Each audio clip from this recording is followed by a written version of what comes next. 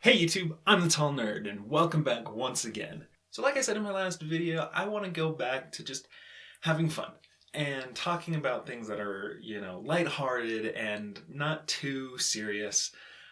So that's what I want to keep doing, and I want to try something new today. I want to try making a list video.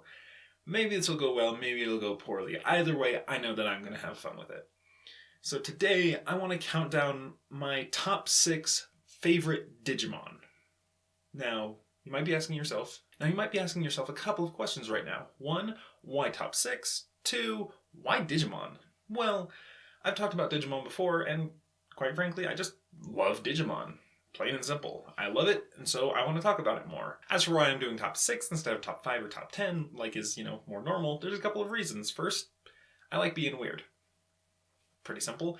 And second, my choices for number 5 and number 6 were really, really close, and I didn't want to just make one of them an honorable mention. I wanted to show just how narrow the divide was for me. So I decided, you know what?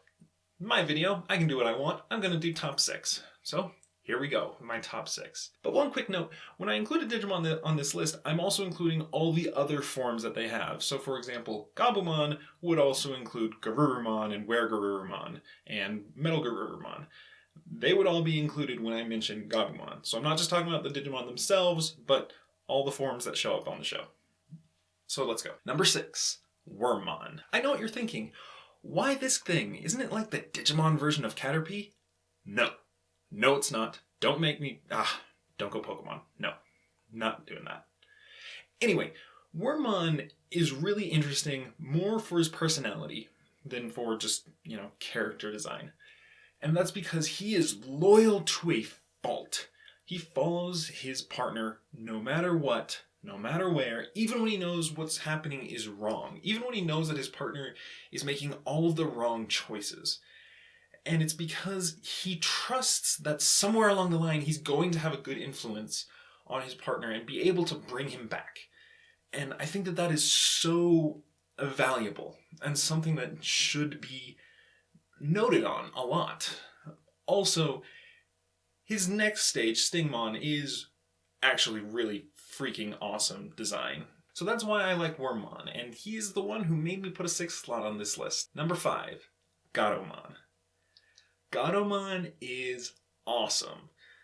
You just have this little itty-bitty cat-looking thing. It looks kind of like a stuffed animal. It looks like a thing that you would just, be there to look cute. Then Gatomon fights for the first time and wrecks 3 or 4 Digimon 10 or 20 times its size. Holy crap, that is the kind of stuff that I love seeing. Just a little package with so much awesome packed inside of it. There's really not much else to say about her. There's just an attitude to her that you didn't really see in the other Digimon, especially in the first season where she showed up. Number 4, Beetlemon. So for me, Beetlemon just has a really cool design. The color scheme, the way they incorporated, looking like an actual beetle, and also this almost like robotic look to him. It looks almost like a suit of armor that you could put on, and that is awesome to me. To be fair, a lot of the Digimon from that season have that kind of look to them because the humans transform into Digimon.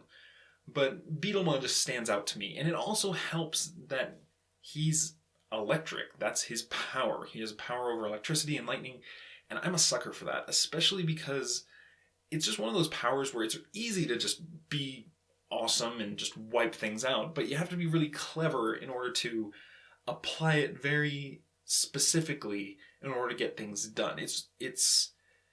It takes a lot of finesse to be good with lightning powers, and so that's just, yeah, that is what I love about Beetlemon. Alright, here we go. This is the top 3, and to start it off, number 3, Leomon. Alright, now, I don't know what it is. I mean, come on. Have you seen this guy? Leomon has one of the coolest character designs I've ever seen. I mean, just tall, imposing, powerful.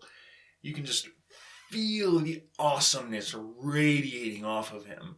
You can just tell from the get-go that this is going to be a powerful impactful character. Oh, he's dead. Yeah, that's the other thing. I can't help but love a running joke, and the fact that Leomon dies in every single season of Digimon,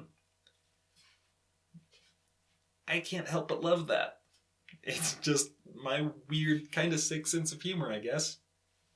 There you go. Number 2, Gillman. So on the surface, Gillman looks a lot like a lot of other Digimon, especially Agumon, but there's something that really sets him apart, and that's the fact that his partner, Takato, actually made him.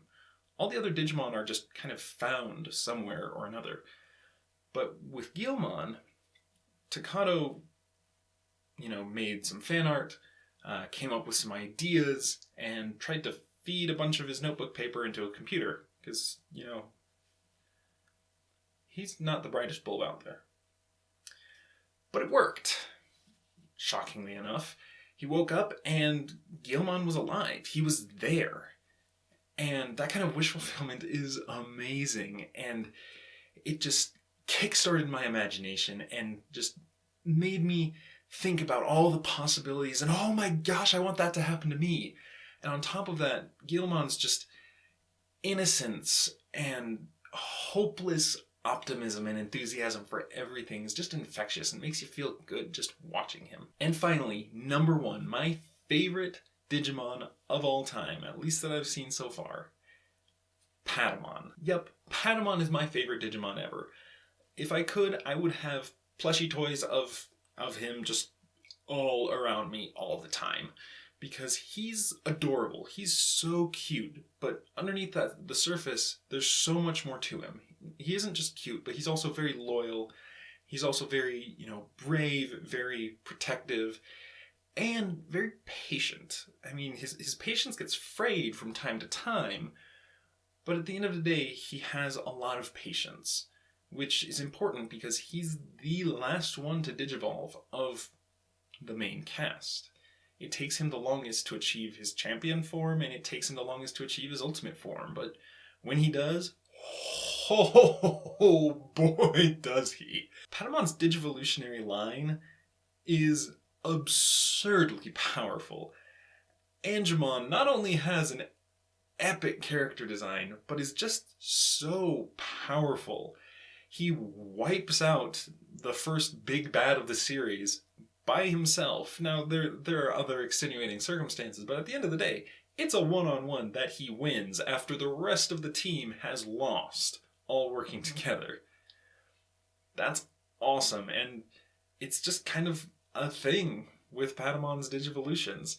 When they show up, it can be few and far between, but when they do, they are amazing. Alright, there you go. Those are my 6 favorite Digimon of all time. What do you think? Do you have a favorite Digimon? Do you disagree with me on these? That's just fine. It doesn't matter to me. Everyone is entitled to their opinion. But hey, before I go, it's time for me to do a spotlight. So DC's Rebirth Initiative brought a lot of changes to the comic book universe. A lot of things are different, but a lot of things are going back to the way they were before the New 52. A lot of characters being reintroduced to the way that things were once upon a time. And one of those is Nightwing. Nightwing is trying to find his place in the world, trying to figure out what his role is. And he decides that he can't do that while being in Gotham City. He can't do that studying under Batman. He needs to find his own way. He learns through various reasons that before Flashpoint and all that, he was a superhero in a city called Bludhaven. And he decided that, you know what, if I'm going to find myself, I may as well go there. In a different life, in a different timeline, I made that city my own. So why not give it a shot and try to do that again? So this is a story about a hero trying to find himself and trying to figure out what he wants and who he is as a person and a hero. And it's about going to a city that doesn't have any superheroes. A city in desperate need of someone, of something. And so his fight to bring out the best in this city and also to bring out the best in himself is just a fascinating story and a fascinating read. So I highly recommend reading Nightwing Volume 2 back to Bludhaven. Alright, and with that, that is all that I have for you today, but hey, until next time, have a great day.